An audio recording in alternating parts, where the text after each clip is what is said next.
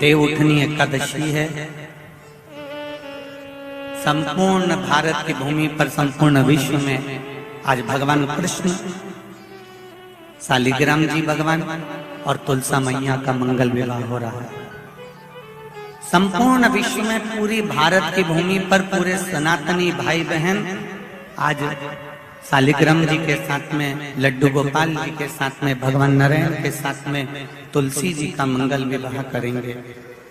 हम भी चाहते हैं कि आप भी मंगल विवाह करें, पर निवेदन है आप भी भीष्म पितामह जैसे आज भगवान से कह देना, भोलेनाथ मैं भी अपनी बुद्धि रूपी बेटी को तुझे समर्पित कर रहा हूँ। एक कर्म गति के कारण तू लूट बैठी, इतनी अच्छी थी, इतनी बढ़िया थी, पर केवल तेरे ललाट पर जो लिखा हुआ था कर्म की गति का खेल लिखा हुआ था, उसने तुझे अच्छे से बुरा बना दिया।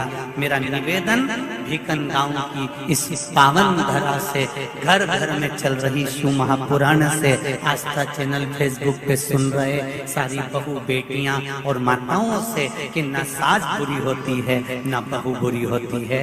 सास नहीं चाहती कि मैं कोई अपशब्द बोलूं, वही बहू भी नहीं चाहती कि कोई अपशब्द बोलूं, पर ललाट पर जब कर्म गति उल्टी पड़ती है तो अपने आप जिह्वा से अपशब्द निकलवा ही देती है। यह कर्म गति। अब ऐसे समय पर क्या करोगे आप?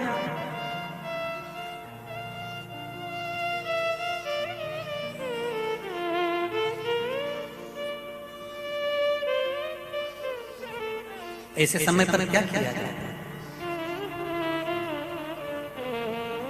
कार्तिक महीने में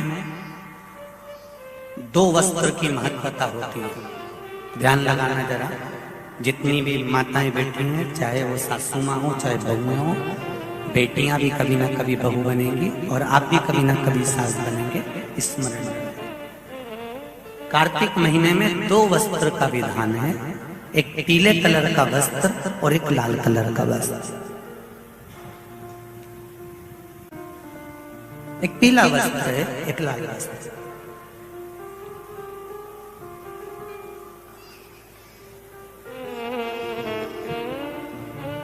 आज देवउठनी एकादशी है।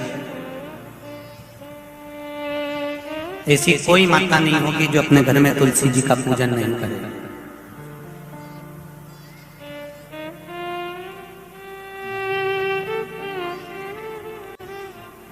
घर की मां यदि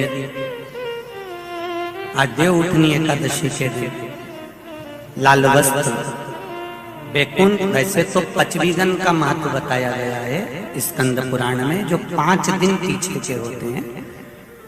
आंवला नवमी से जो क्रम पचवीगन का चालू होता है, पूर्णिमा तक, बैकुंठ चतुर्दशी के क्रम तक, उसका जो महत्व, इन 5 दिनों की महत्वता वैसे स्कंद पुराण में कही गई है, पर आप समझें उसको। लाल वस्त्र अगर कार्तिक महीने में तुलसा महारानी पर ओढ़ाया जाता है और वही वस्त्र बाद में रख लिया जाता है संभाल कर, तो उस घर में किसी कर्म गति के कारण भी अगर अपशब्द निकल रहे होते हैं तो वो अपशब्द, वो वस्त्र रोक लेता है। वो वस्त्र रोकता है। कौन सा वस्त्र? लाल वस्त्र, पीला वस्त्र। इन 5 दिन में अगर तुलसा महारानी को चढ़ाया जाता है और उसको रखा जाता है, तो जिस नारी के गर्भ से संतान नहीं भी हो रही होती है, उसके कक्ष में अगर वो वस्त्र कुछ दिन तक रखा रहता है तो ये निश्चित आती है कि गर्भ ठहरता जरूर है। ये पीले वस्त्र की और लाल वस्त्र की महत्वता कार्तिक महीने में। अब कई माताएं कहती हैं कि हमारे पास में लाल वस्त्र नहीं है, हमारे पास में इतना नहीं है, तो लाल कलर का लच्छा भी तो आता है, नाड़ा। बोलो आता है कि नहीं आता? लाल तुम्हारे घर में सिलाई करने का लाल कलर का धागा तो होगा ना कि नहीं होगा? लाल कलर का लच्छा तो होगा, नहीं होगा सफेद कलर का धागा तो होगा, उसको कंकु में लाल करना। पर उस वस्त्र की महत्वता को हम समझें। जैसे बांस की पिटारी में, ये तो तुम लोगों की परिभाषा है। आजकल की माताएं तो सुहाग का सामान प्लास्टिक की टोकरी में रख कर देती हैं, पर हमारे यहाँ नहीं लिखा कि प्लास्टिक की डलिया में सुहाग की सामग्री दो। हमारे यहाँ कहा कि जो वंश बढ़ावे, जो वंशकार होते हैं ना, बांस बनाने वाले होते हैं, वंशकार होते हैं, इनको तो तुम्हें रोज धन्यवाद देना चाहिए। जो बांस का टोकरी बनाते हैं, सुपड़ा बनाते हैं, बांस का सामान बनाते हैं। आज भी विवाह में हमारे यहाँ मंडप भी बांस का होता है, सुपड़ा भी बांस का, डलिया भी बांस की। सबसे पहले खलमट्टी अगर आती है शादी के ब्याह में, सबसे पहले मिट्टी आती है तो बांस की टोकरी में आती है। एक नियम है। क्यों? क्योंकि जिसकी शादी में मट्टी, इधर लाते मट्टी, जिसकी शादी में मट्टी बांस की डलिया में आती है, उसको संतान के लिए डॉक्टर को दिखाने की जरूरत नहीं पड़ती। जिसकी शादी की शुरुआत प्लास्टिक की डलिया से होती है, फिर उसको टेस्ट भी करवाना ही पड़ता है।